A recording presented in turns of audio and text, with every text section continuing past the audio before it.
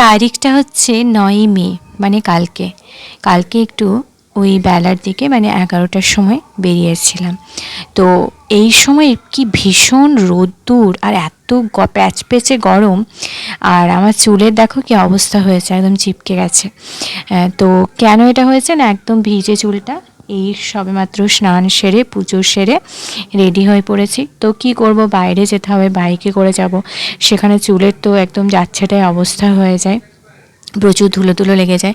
তো সেই জন্য এরকমই ভিজে অবস্থাতেই চুলটাকে জাস্ট একটুখানি বেঁধে নিয়েছি, আর আমরা বেরিয়ে গেছি। আর ও না একদমই ভিডিও করতে চায় না, বাট আমি বললাম একটুখানি বসো, মুখটা দেখাও যে আমরা বেরোচ্ছি।